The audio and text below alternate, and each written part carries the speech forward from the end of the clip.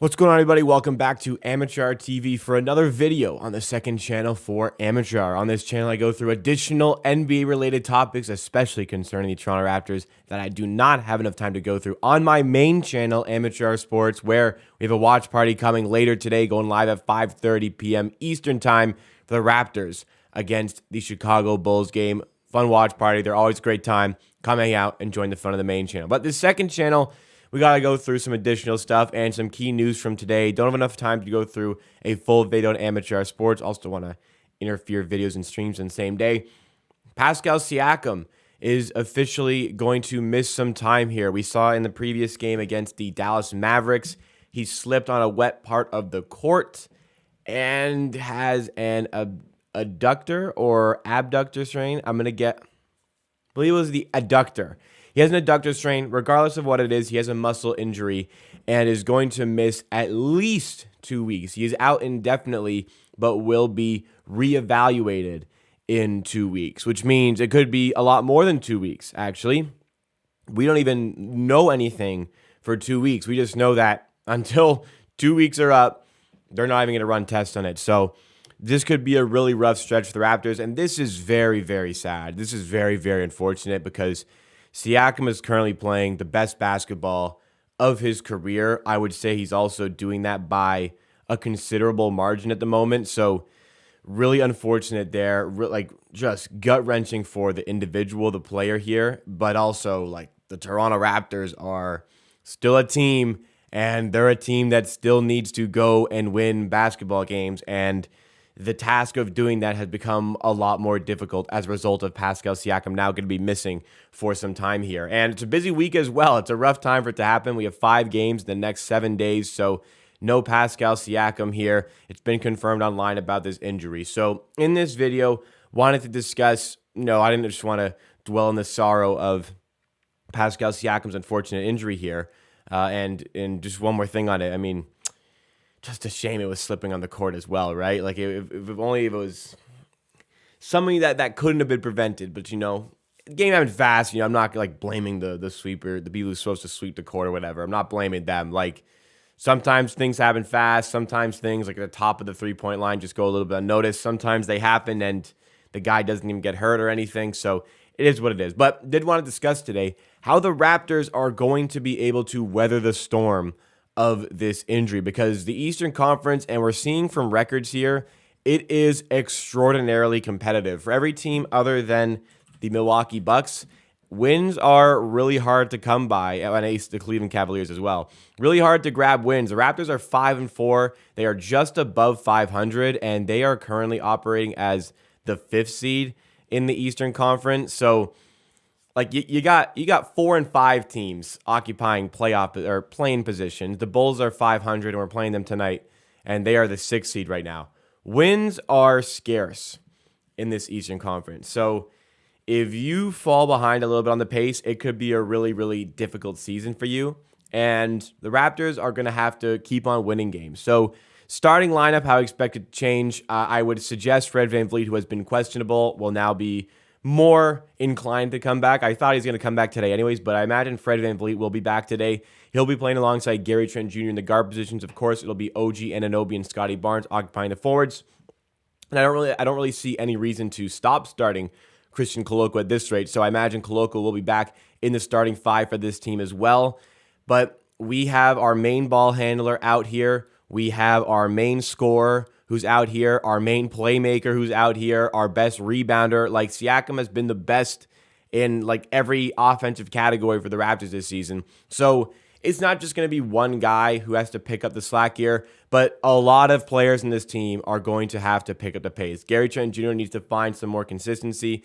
OG Anunoby, who has been exceptional the last couple of weeks, last week or so, week and a half, he needs to just keep on doing what he's doing. He's not settling for shots in mid-range. He's knocking down his three-pointers. He's being aggressive getting to the rim, and has been outstanding on defense. 3 straight games with at least 5 steals. First time in Raptors history anybody's ever done that. Keep doing what you're doing, OG. Fred VanVleet, last time we saw him, he shot 0 for 11 against the Philadelphia 76ers. That was bad. with more of the ball in his hand, I think we're going to see a much, much better version of Fred VanVleet here, and he's gonna remind you guys who he is. He's the guy who was an all-star last season. You see from his jersey right there. The biggest thing that we need now, because half-court scoring has been difficult for the Raptors, Siakam makes it look a lot better because a lot of the offensive plays this team can run is just give the ball to Siakam and, all right, good luck, buddy. Try to score for us because he can. He's just making it work on all three levels of the offensive floor this season. That is Pascal Siakam, and we need somebody else to do that. And the biggest guy, the guy I have not mentioned yet, you should be waiting for him, Scotty Barnes. Last game, Scotty Barnes got a triple-double. It was one of the ugliest triple-doubles I've ever seen in my life. He was horrible for the first three quarters. In the first half, he took 3 shots. All of them were three-pointers. I don't know about you guys. Scotty Barnes is not somebody who should be shooting only from 3. He did not show any willingness or aggression whatsoever to even try to get into the paint. And you can talk about he didn't look healthy, whatever. He's playing. I get he might be playing hurt. You don't need to be 100% healthy to stand in the paint and ask for a ball, ask for a pass in the paint to try and back down a guy and try to score, because that is what Scotty Barnes can do so effectively. So, if you're going to be playing, you need to show the aggression. If you're going to be playing, you need to go and do your job. And in the fourth quarter, he was excellent. He was excellent in that fourth quarter of the Raptors. We almost came back from that outrageous deficit against the Mavericks and snapped away with the win in the fourth quarter. Just fell short. We lost by 1, but it was more like 4 points. That 3-point at the end of the game was the Mavs didn't even contest it because they knew the game was over. But anyways, we pulled it back to 1 point. Scotty Barnes was a big factor, scored way more in the fourth quarter, was actually getting in the paint, and that's what he needs to continue to do. I'm happy that he's shooting the 3-ball more effectively this season. It seems like that was an area where he's wanted to improve, and he's showing more willingness to shoot the 3-ball. But that cannot take away from what he's actually really, really good at, which is getting aggressive, ball handling, and getting to the rim. Really inexcusable first 3 quarters from him against the Mavericks.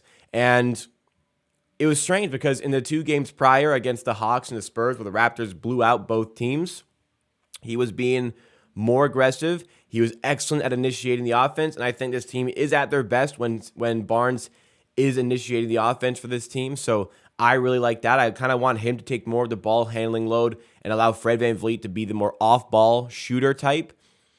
I think that works best for the Raptors offense. Things might change now with the way the team has to look. Maybe Fred will take more of it, but Scotty Barnes has to be one of the most focal pieces for our offense.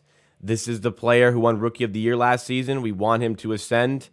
This is a prime opportunity for somebody who has showed not really anything different from last season. Somebody now, he has the opportunity, Barnes, to really attack and be aggressive and show a willingness to take initiative in helping this team win games. I'm not saying he's been bad this season. I'm not saying that at all. He's been fine this season, but he's been the same player I saw last season. He's not showing that he's improved upon anything other than his 3-point shooting. And the 3-point shooting, again, it's good, but that can't take away from the other parts of your game that make you great. So, Scotty Barnes, full faith that he's able to do that. But in this stretch, I think he's going to be the most important piece. If he is really taking the initiative here for this offense and taking the ball to the rack, being aggressive, finishing well, the Raptors are going to be able to weather this storm. We've always had, in this last stretch of years, decade or so, we've always had this next man up sort of attitude.